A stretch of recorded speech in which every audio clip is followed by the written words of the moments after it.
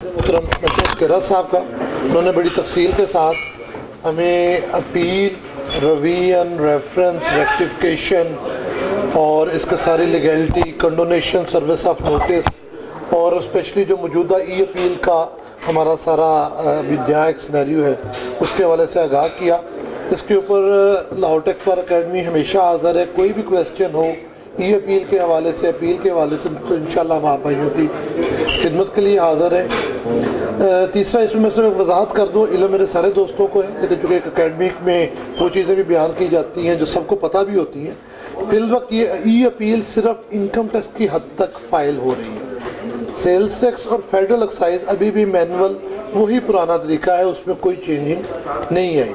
ये rule change हुए हैं सिर्फ इनकम टैक्स के, और ई अपील अभी सिर्फ इनकम टैक्स की हद तक फ़ाइल हो रही है। तो अकॉर्डिंगली वो जब बाकी कहते तो हैं, जब 3-4 माह तक ला रहे हैं कि बाकी भी सारी अपील्स इस पर शिफ्ट हो जाएंगी, तो लेकिन ये भी एक चीज़ इसमें आ रही जी, वो जो भी मेथोडोलॉजी अपनाएंगे, ये वो जिस तरह हमें बहुत सारी चीज़ें 4-5 साल से वो हमें बता रहे हैं कि अपना सिस्टम अपग्रेड कर रहे हैं, तो ये भी अपग्रेड में 4-5 साल जब तो बताते वो यही है कि 2-4 माह में हो जाएगा। तो वो भी ऑनलाइन नहीं आता, तो बाकी क्या पता। तो इस हवाले से हमारी तजावीज़ जो आज की इस सेशन में कुछ चीज़ें, जैसे आर्गूमेंट की बात करने की, डोनेशन पे बात है, या इसके ऊपर जिस हमने कहा कि LTO में इसको पहले वो सर्विस ऑफ नोटिस को वहाँ से डीम किया जाए, ये चीज़ें एक तजवीज़ की सूरत में इंशाल्लाह यकीनन हम FBR के सामने भी रखेंगे और उम्मीद है कि इसमें बेहतरी आएगी। जो पहला सेशन है हमारा लाहौर टेक्स बार अकेडमी का ई अपील के हवाले से, वो यहाँ पे कंक्लूड होता है। उसके बाद हम दूसरा सेशन जो अपना है, स्पेशली जो हायर कोर्ट्स के अंदर हमारे टैक्स रिलेटेड इशूज़ हैं, जो हायर कोर्ट्स के अंदर हमारे टैक्स रिलेटेड इशूज़ हैं, उनके ऊपर हमने जहमत दी है अपने सीनियर मोहम्मद मौसूम साहब को, एडवोकेट सुप्रीम कोर्ट, कि वो आएँ और हमें आगाह करें कि हाई कोर्ट, सुप्रीम कोर्ट में इस टाइम टैक्स से रिलेटेड कौन कौन से इश्यूज़, स्पेशली जो ऑडिट के रिलेटेड हैं, जुरिडिक्शन के रिलेटेड हैं, ये और भी दीगर वो सारा खुद बताएंगे। तो उसके ऊपर हमारी रहनुमाई करें कि कौन कौन से इश्यूज़ पेंडिंग हैं, उन पर कोर्ट्स अभी तक क्या डिसीजन दे चुकी हैं, क्या एक्सपेक्टेड है।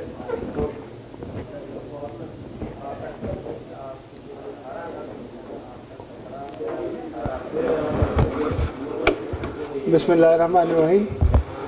उस्ताद मोहतरम ने जितना लंबा एक लेक्चर हमें दे दिया है, उसके बाद मेरे सारे पहले थक चुके होंगे, तो हम शार्टली 10 मिनट में कंक्लूड करेंगे इसको, कि जो करंट है, बल्कि करंट क्या है, आज के दिन की बेसिकली हम शेयर करेंगे आज के दिन कोर्ट्स में क्या था। तो आज के दिन में एक बड़ा ही इम्पोर्टेंट इशू कोर्ट में पेंडिंग है, जस्टिस शाहिद जमील साहब की कोर्ट में, वो है पंजाब रेवेन्यू अथॉरिटी के हवाले से, कि जहाँ पे अगर लैंड आपकी अपनी है और आपने ख़ुद ही उसको डेवलप किया है और ख़ुद ही उसको सेल कर रहे हैं, तो जो कोर्ट के सामने पॉइंट है कि जी मैं अपनी ही लैंड को खुद डेवलप करके सेल करता हूँ, तो फिर तो सर्विसेज कोई नहीं है, ये तो सिर्फ सेल ऑफ गुड्स है। तो उसके ऊपर जो है ना डिपार्टमेंट ने फर्दर टाइम लिया है, और ये आज फिक्स है, और ये केसेज अब 24/3 के लिए फिक्स हैं, जैसे शाहिद जमील साहब की कोर्ट में। सिंध हाई कोर्ट की जजमेंट भी आई हुई है, तो उन्होंने कहा कि इस पे वो नहीं, वहाँ पे SRP का टैक्स नहीं लगता इसको। जहाँ तक ये एसएन साहब ने शेयर किया, बात बड़ी वैलिड है। अगर मैं अगर दूसरे पॉइंट पे आने लगा था, दोनों को मिला के कर लेते हैं। जैसे आज 5 लगे हुए थे पंजाब इंफ्रास्ट्रक्चर डेवलपमेंट सेस वाले केसेस भी, और वो जैसे आयशा मलिक साहबा की कोर्ट में लगे हुए थे, तो सिंध में उन केसेस के ऊपर आलमोस्ट 3rd या 4th राउंड हम कह सकते हैं जो स्टार्ट हुआ है। तो जो उनका फर्स्ट राउंड था सिंध में, सेम वो ला पंजाब ने बनाया हुआ है, और उस पर अभी फर्स्ट राउंड भी लिटिगेशन चल रही है वहाँ पे। उसके बाद भी तीसरे से चौथे राउंड पे पहुँच चुके हैं।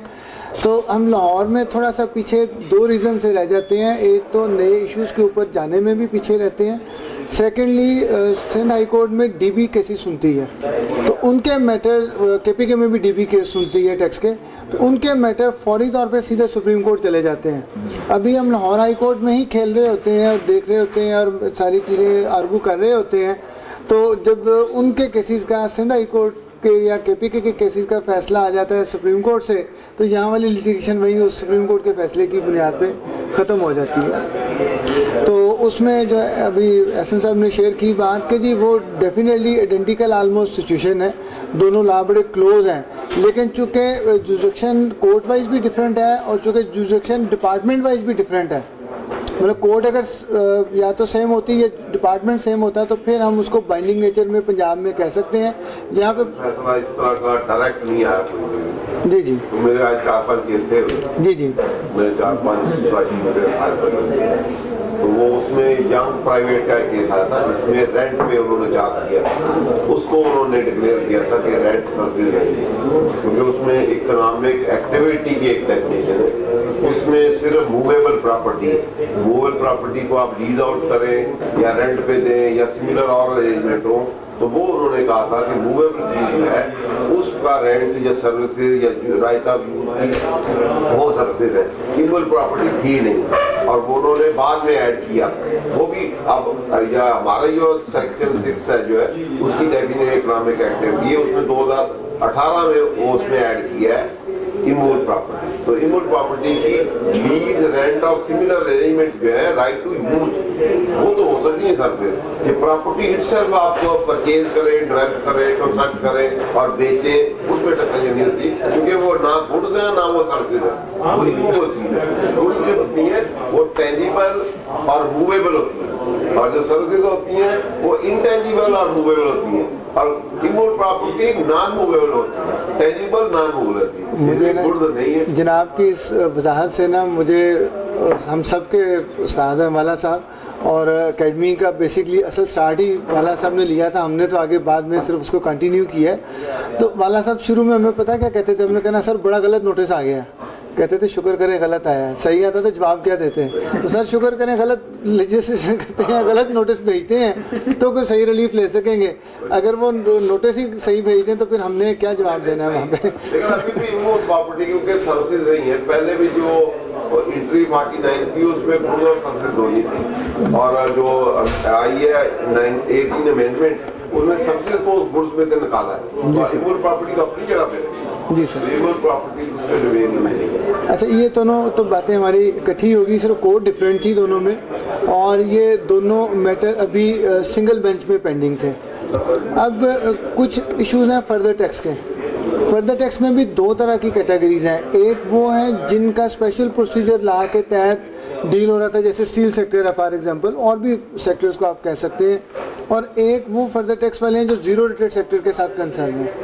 तो जो जीरो रेटेड सेक्टर के साथ कंसर्न केसेस थे उसका सेकेंड राउंड जो है, क्योंकि उसके ऑलमोस्ट 3 राउंड हैं जो लिटिगेशन के हैं, जो सेकेंड राउंड ऑफ लिटिगेशन था टैक्स पेयर की फेवर में हो गया था, डिपार्टमेंट इंट्रा कोर्ट अपील में गया हुआ है, और वो जैसे शायद जमील साहब की डीबी में आज पेंडिंग थे, उसमें भी डेट कंफर्म नहीं हुई कि सब्सिक्वेंट क्या हुई है, लेकिन डेट उसमें भी आज हो गई है।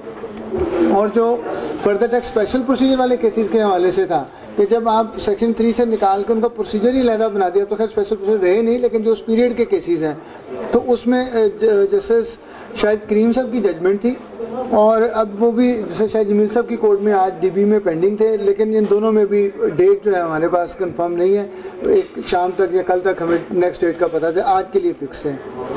इसके अलावा जो एक्स्ट्रा टैक्स के केसेस हैं जिसमें SRO 509 और 510 की बात थी कि जो 510 रिसेंड हो गया क्योंकि वो पार्ट ऑफ स्पेशल प्रोसीजर बन गया, जब स्पेशल प्रोसीजर ख़त्म हुए तो वो भी ख़त्म हो गया। तो कोर्ट के सामने इशू ये है कि जी जब कोई प्रोसीजर ही नहीं है अवेलेबल उसको टैक्स को लगाने का, कि कब वो इनएक्टिव होगा और कब उस पर चार्ज होगा और कब अदरवाइज़ होगा, तो फिर ये चार्जिंग सारी इलीगल है। तो पहले तो बार बार कोर्ट ने डायरेक्शंस दी डिपार्टमेंट को कि जी आप इसको देखें और इसको फाइनलाइज करें।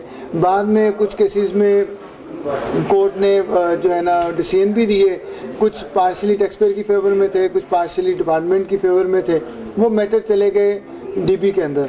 तो वो जो कल केसेस इस तरह के जो लगे हुए थे वो ऑनरेबल जस्टिस शायद आसम हफीज़ साहब उनकी कोर्ट में थे, तो उन्होंने जो सिंगल में भी एक्स्ट्रा टैक्स के केसेस थे वो सारे जो हैं वो उनके पास भिजवा दिए डीबी में। जैसे शायद करीम साहब ने ऑलरेडी एक्स्ट्रा टैक्स को इलीगल डिक्लेयर किया हुआ है, और जब हम सिंगल में जाएंगे तो जजमेंट पर रिलायंस कर लेंगे, और जब वो डीबी में जाएंगे तो वो मुमकिन है कि हमें पहले ये अब देखना पड़ेगा कि डिपार्टमेंट के जी मैटर चूँकि डीबी में है तो आपकी पहले दिन हेयरिंग ना हो सके वहाँ पे, और नेक्स्ट डे के लिए डीबी में दोबारा फाइल आपकी जाए और फिर आपको वहाँ से वो रिलीफ जो है वो मिले। लेकिन अभी डीबी में दोबारा फिक्स नहीं हुए। ऑनरेबल कोर्ट ने ये कहा कि जी ये एक्चुअल डेट तो जो होगी एक दफ़ा पहले भेज देते हैं ताकि उस दिन उसमें प्रॉपर नोटिस होके तो दोबारा मेन केसेस के साथ इसको कनेक्ट कर दिया जाए। ये उसी तरह सिचुएशन ऑलमोस्ट 12 हो रही है जिस तरह प्रायर टू रिसेशन वाले केसेस थे कि एक रूट वो था जो रिट में चले गए, हमने रिट से चलते चलते वो फिर डीबी में केसेस ट्रांसफ़र हो गए, और एक वो था कि जिन्होंने ट्रिब्यूनल से रिलीफ ले लिया और रेफरेंस में आ गए, तो बाद में फैसला रेफरेंस में हुआ लेकिन लिटिगेशन का स्टार्ट जो रिट से था, तो रिट और रेफरेंस का फैसला इकट्ठा आया। अब उसके खिलाफ डिपार्टमेंट जो है वो सुप्रीम कोर्ट में उसने फाइल की हुई है, लेकिन उसमें कोई रिस्ट्रेनिंग आर्डर नहीं है। तो मेरे ख्याल में आज के लिए इतनी ही चीज़ें डिस्कस करते हैं। इन चीज़ों के अंदर या कोई नई चीज़ वैसे कोई दोस्त कोई क्वेश्चन कोई चीज़ डिस्कस करना चाहें तो मोस्ट वेलकम। सर मेरा एक सवाल है, वो आपने फर्दर टैक्स की बात की, एक पैंथर टायर की जजमेंट आई थी जिसमें चैप्टर 13 की जो गुड्स की टायर के हवाले से उन्होंने कहा कि जो 58D है जिसमें लिखा है कि जिसमें आप फर्दर जो है एक्स्ट्रा टैक्स पे कर देंगे, सब्सिक्वेंट जो सप्लाई होगी वो एग्जाम्प्ट होगी। जी मैं अर्ज कर देता हूँ जनाब ना, ये दो तरह के एक्स्ट्रा टैक्स हैं। अभी हमने डिस्कस किया, हम अभी जो डिस्कस कर रहे थे ये SRO 509 और 510 के हवाले से था कि जो बिजली के बिलों में वो आपसे एक्स्ट्रा टैक्स ले रहे थे कि जनाब आपने चूँकि वो टाइमली रिटर्न फाइल नहीं किया, आप एक्टिव नहीं है या मीटर आपके नाम नहीं है या अदरवाइज ना, जो जनाब फरमा रहे हैं वो जो अलहदा प्रोसीजर था बिल्कुल उसका एक्स्ट्रा वो उसमें फिर बाद में थर्ड शेड्यूल गुड्स बन गई।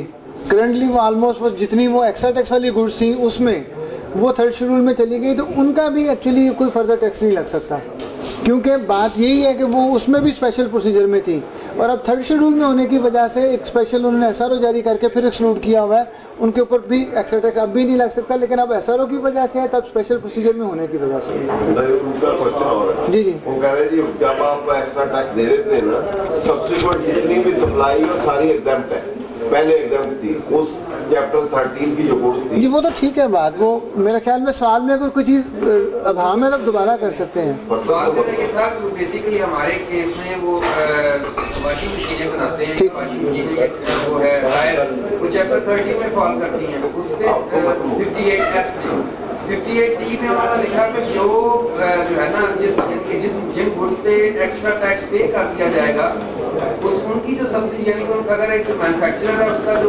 डीलर है या डिस्ट्रीब्यूटर है उसने चार्ज कर दिया एक्स्ट्रा टैक्स की, उसकी सप्लाईज एग्जैम्प्ट है। अगर उसकी सप्लाईज एग्जैम्प्ट है he is not required to get sales tax registration.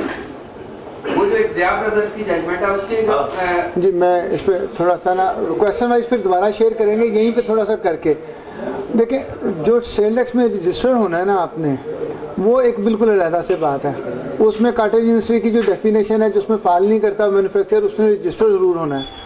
अब सब्सिक्वेंट उसकी 3 तरह की सप्लाईज हो सकती हैं, एक उसकी एग्जाम सप्लाई भी हो सकती है, एक उसकी टैक्सेबल सप्लाई भी हो सकती है, टैक्सेबल में ज़ीरो भी टैक्सेबल ही है, तो वो तीनों तरह की रिड्यूस रेट की भी हो सकती है। स्पेशल प्रोसीजर के अंदर जैसे थर्ड शेड्यूल वाली है तो चाहे मैन्युफैक्चरर रिटेल प्राइस पे उसने एंड यूज़र ने टैक्स दे दिया है और उसने मैन्युफैक्चरर नहीं दे दिया है, लेकिन जो उसकी चेन में आ रहे हैं लोग वो ये नहीं कह सकते कि जी हमने इसमें रजिस्टर्ड नहीं होना।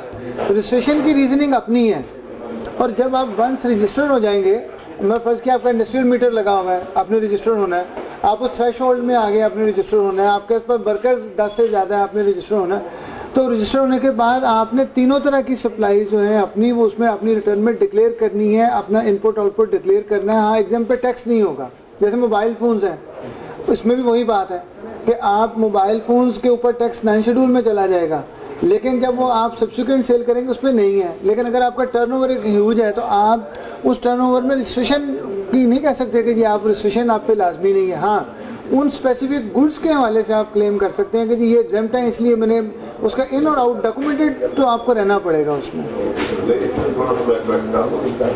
सेक्शन 14 जो है उसमें स्पेसिफिकली लिखा है person making taxable supply in Pakistan, जिसकी टैक्सेबल सप्लाई की डेफिनेशन में चीज़ नहीं आती। टैक्सेबल सप्लाई की डेफिनेशन पढ़े तो उसमें लिखा हुआ है एक्सक्लूडिंग एग्जैम्प्ट सप्लाई, ठीक है। अब जो एग्जैम्प्ट सप्लाई कर रहा है और फिर सेक्शन 13 को फिर फर्दर देखें तो वो ओवरराइडिंग सेक्शन है, उसमें लिखा है नॉट विद स्टैंडिंग। तो इसलिए जो एग्जैम्प्ट सप्लाई कर रहा है सिंपल एग्जैम्प्ट है, उसकी टैक्सेबल नहीं है। टैक्सेबल है तो फिर तो रजिस्टर कराएगा, लेकिन कंबाइन दोनों कर रहा है, सपोज एग्जैम्प्ट भी है और टैक्सेबल भी है, फिर तो रजिस्ट्रेशन कराएगा। अगर प्योरली उसकी एग्जैम्प्ट सप्लाई है और फिर उसके लिए ही is not making taxable supply, फिर ही इज नॉट रिक्वायर्ड। क्योंकि सेक्शन 14 जो है, जो रजिस्ट्रेशन की फंडामेंटल रिक्वायरमेंट है, वो स्टार्ट में ये लिखता है every person making taxable supply. जो टैक्सेबल सप्लाई नहीं करता वो नॉट रिक्वायर्ड। लीगल बात तो बिल्कुल ऐसी है जैसे मंशा सुखेरा साहब ने फरमाया। सिर्फ ये है कि जब हम टैक्स रिटर्न्स फाइल करते हैं ना जी, तो हमें बेसिकली ये देखना होता है कि हमारा क्लाइंट मैक्सिमम प्रोटेक्ट कैसे रहेगा। तो उसमें जब फ़र्ज़ किया मेरा मेडिकल स्टोर है, तो वहाँ पे आप किसी भी मेडिकल स्टोर में चेक कर लें तो वहाँ पे आपको ऐसी आइटम ज़रूर पड़ी नज़र आएंगी जिन पे ऊपर सेल टैक्स लागू होता है। इसी तरह अगर आप मोबाइल फ़ोन की, जैसे मैंने अभी जिक्र की, तो वहाँ पे जो उसकी एसेसरीज़ हैं वो टैक्सेबल हैं। तो आपको जब वो एसेसरीज़ पे टैक्स देना है तो वो आपके इतने बड़े के ऊपर वो सारी एसेसरीज़ में डाल दें, तो आपको डॉक्यूमेंटेड होना ज़रूरी पड़ेगा। तो जहाँ तक तो बहुत एक्सक्लूसिवली आपके पास, जैसे फ़र्ज़ किया आप बनाते ही कोई इंजेक्शन हैं, तो वो उसके अलावा करते ही कुछ नहीं है, तो फिर तो ठीक है, वो आपको कह ही नहीं सकते। बल्कि उसमें तो जो कुछ लिटिगेशन ये भी रही कोर्ट के सामने कि जो फर्दर टैक्स एक्स्ट्रा टैक्स तो लगना ही नहीं, क्योंकि लायबल टू रजिस्टर नहीं है। और कुछ में लोगों ने ये भी क्लेम किया है कि जनाब फिर मेरे ऊपर जनरल सेल टैक्स भी ना लें। तो खैर जनरल सेल टैक्स की हद तक तो मैं नहीं एग्री इसलिए करता क्योंकि जनरल सेल टैक्स तो बेसिकली वो बिजली की सेल के ऊपर सेल टैक्स है, वो तो सप्लायर पे टैक्स है ना कि रिसिपिएंट। तो वो लेकिन जो उसके आगे एक्स्ट्रा टैक्स तो फर्दर टैक्स है, वो तो उन लोगों के ऊपर लगना है कि जो लायबल होते रजिस्ट्रेशन के और फिर रजिस्ट्रेशन ना करवाते। तो वो उसमें अभी जो ज़िया ब्रदर वाली आपने वो जजमेंट का जिक्र किया था, वो उनके लिए कंसर्न है, उस एक्स्ट्रा टैक्स के लिए जो बिजली के बिलों वाला है और अदरवाइज ना। तो यहाँ पे जो है हमने केस टू केस देखना है कि हमारा क्लाइंट कैसे मैक्सिमम प्रोटेक्ट रह सकता है। क्योंकि देखें जब आपकी उसकी इनकम टैक्स रिटर्न जाएगी, सेल टैक्स में उसका नंबर नहीं आ रहा होगा और वहाँ पे 2 करोड़ की अगर सेल लिखी होगी, अगर वंस वो शोकाज नोटिस कर देते हैं, हमारे पास वो डॉक्यूमेंट्स भी नहीं पूरे होते, हम कहते हैं हम तो सेल टैक्स में रजिस्टर्ड नहीं है, तो कोई बात नहीं, इनवाइसें आ रही हैं जा रही हैं देखी जाएगी। वो बाद में आपको अनरजिस्टर्ड सेल के तौर पर डिक्लेयर कर देता, आपका एनटीएन भी नहीं देता, आपके पास ना एग्जाम्प्ट की इनपुट होना है ना एग्जाम्प्ट का आउटपुट होना है। तो उस सूरत में आपके लिए फिर मुश्किल हो जाएगी। तो जो एक्चुअल ट्रांजैक्शन है उसका दोनों सूरतों में, चाहे आप एग्जाम्प्ट हो या ना हो, डॉक्यूमेंट जरूर अपने पास रखें। उसमें ये है ना कि अगर सब्सिक्वेंट सप्लाई वो करेगा तो क्योंकि जो एग्जाम्प्ट है तो वो इनपुट भी नहीं क्लेम कर सकता ना सर, लेकिन वो इनवाइस में लिखेगा ना एग्जाम्प्ट के तौर पे और साथ उसके अपनी इनवाइस के साथ अगर रजिस्टर होगा तो। अगर तो हमने देखिए ना, एक बंदे ने सप्लाई की इलेक्ट्रॉनिक, जैसे ये इलेक्ट्रॉनिक का चैप्टर 13 था, एक मैंने इस पे केस भी फाइल किया था, वो आगे रजिस्टर बंदा था, उसने इनपुट भी कर लिया आउटपुट भी कर लिया, नहीं वो कर नहीं सकता सुन ना, सब्सिक्वेंट तो सप्लाई एग्जाम्प्ट थी, उसने आगे से ले लिया, पिछला इनपुट कर लिया और डिफरेंशियल दे दिया गवर्नमेंट को। उन्होंने कहा मैंने क्या नुकसान किया, मैंने आगे लोगों से कलेक्ट किया, जमा करा दिया, अब मुझे तो एग्जाम्प्ट था। अब जब एग्जाम्प्ट है तो सारा बर्डन उसमें डल गया, क्योंकि आगे से वो ले नहीं सकता और सारा बर्डन जो वो वाला है, नहीं तो अदरवाइज तो जितने हम इंटरमीडिएट है ना, जितने बिजनेस एंटरप्रेन्योर है, वो आगे कंज्यूमर से ले लेते, वो कंज्यूमर से ले नहीं सकता, उसमें बढ़ गया सारे, तो उसमें सेल टैक्स भी बढ़ गया, एक्स्ट्रा टैक्स भी बढ़ गया। ऐसे ही है ना जी। देखें एग्जाम्प्ट जब हम पढ़ते हैं ना वर्ड, तो मेरे ख्याल में वो टैक्सेबल से ज्यादा नुकसान है, क्योंकि सारा बर्डन उसने बेयर करना। फर्ज किया एक बंदा मेडिसिन बना रहा है, अब वहाँ पे पैकिंग मटेरियल आया है, बिजली का बिल आया है और कोई इनपुट है, किसी सारे का सारा आपका कास्ट का हिस्सा बन गया, आप तो उसकी इनवाइस ही नहीं कर सकते, तो आपकी चीज तो ऑटो पे महंगी हो गई। तो वो ये है कि जो नुकसानदेह चीज है टैक्सेबल से भी, पहले नंबर पे आपको जो इंसेंटिव है 0 है, दूसरे नंबर पे टैक्सेबल है, तीसरे नंबर पे ये आता है तो इसमें हाई बर्डन है आप पे, एग्जाम्पशन वाले पे कोई इनपुट कोई ले ही नहीं सकता। फिर इसी तरह स्पेशल प्रोसीजर में और प्रॉब्लम भी आए थे, जो SOT वाली भी बात हमने की इनके लिए कि आर्मी को सप्लाई गई, वो कहते हैं जी हमारा ला ये कहता है कि आपने टैक्सेबल सप्लाई ही करनी है। उनको कहा कि जी इस एसआरओ के तहत अब आपको हम टैक्सेबल नहीं कर सकते, तो हमने एक एंड खरीद के आपको दे रहे हैं। कहते नहीं जी नहीं देंगे तो हम किसी और से ले लेंगे। तो वो आर्मी ने उनसे ज़बरदस्ती वो टैक्सेबल इनवाइस करवाई, हालांकि वो लीग जो अभी मशा साहब ने फरमाया कि अगर वो केस बंद है अब, तो वो केस तो टैक्सेबल तो नहीं ले सकते थे वो इनपुट उसका, तो वो ना सप्लाई कर सकता था। उन्होंने यही शो का रोड दिया, उन्होंने कहा ये इनपुट क्लेम किया सारा वापस दे। जी जी, तो वो कर नहीं सकते। तो अगले वाला आपने पब्लिक से ले लिया है तो वो जब और सेक्शन 3B है कैश भी, किसी तरह से भी कोई भी रॉन्ग कलेक्शन होगी सेल टैक्स की तो वो स्टेट की है, मतलब कोई भी रीजनिंग के साथ अगर रॉन्ग कलेक्शन हो गई है तो वो कलेक्शन राइट स्टेट का।